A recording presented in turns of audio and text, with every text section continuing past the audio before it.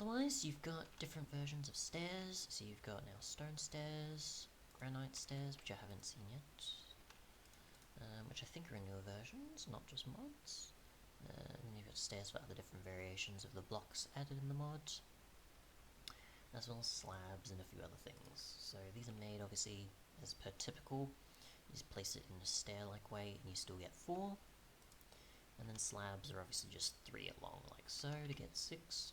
And that makes up pretty much many of the new blocks and items here. And then also walls as well, made with 6 on the side. Finally though, for some of the 1.14 and other modern stuff, besides just 1.8, 1.9, 1.10, and I don't think 1.11 added much. Actually no, that was the iron nugget though. We do have barrels and flowers, so we'll take a look at some of those. Some suspicious stew following some of the other stuff. So barrels are accessible like a chest. There's another option as far as I remember, but there is only pretty much the same as like with a chest or like how doors used to be, where you'd have any wood can make it, so there's that. You've got the wither rose, which is supposed to give damage, the wither effect if you walk into it, and I think withers also have them spawn in new versions. Don't know if they do here. My guess is, since this is mostly a decoration focused mod, it doesn't focus too much on world gen, besides like the odd things like stripping wood, you're not likely to see that. But there is some of the flowers and such here that probably do in typical biomes. So there's those, and I think those also give, yes, you've got the blue dye change. So lapis as well as bone meal as well as ink sacs have now been changed to add the dyes. So some mods will probably in 1.7.10 still keep that, but in newer versions it's typical where they would change these resources to then dyes, so keep that in mind. And I assume that some of these do incorporate the change. I don't know of other mods that still use lapis and other such in a way. Ink sac, we'll just go and say use for an ink sac. Many of these do incorporate it, so they've probably registered it accordingly to match it. Yeah, so they've got it for both of them matching, so that's not a problem. Otherwise, you've got the lantern, which is obviously another option besides torches if you don't want to put them on the wall. And that is the case, but you can, I think, put these under something like a fence and they'll hang from it. If I just put this high enough, like so, you can see it'll hang. There's no additional chain though, which in 1.16 obviously there will be.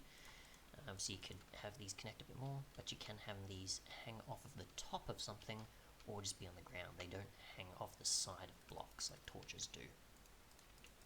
So yeah. Finally though, we'll just cover some things like the boats, which if you want to make them from different wood types besides oak, you've now got those.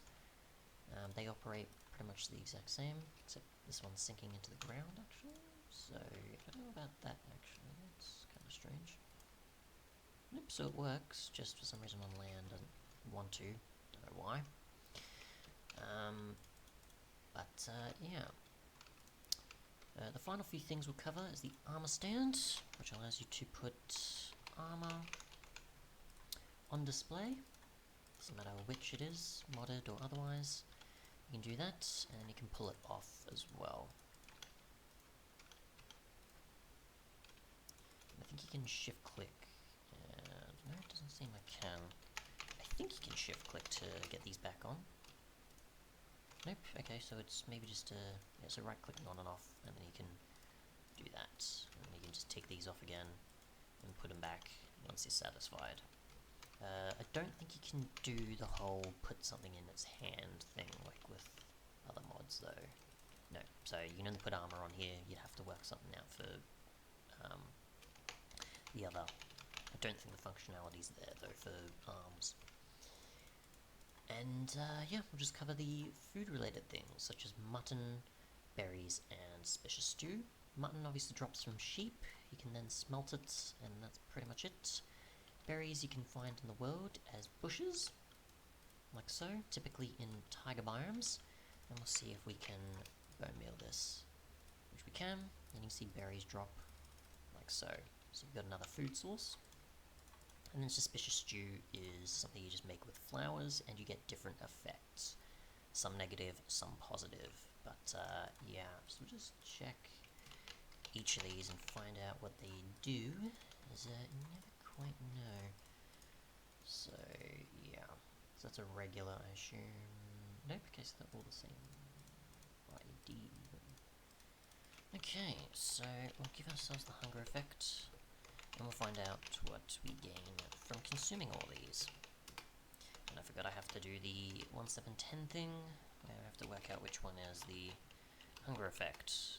Yes, I always forget, because I'm so used to the modern versions doing things, and we are in peaceful, so that's not going to work out.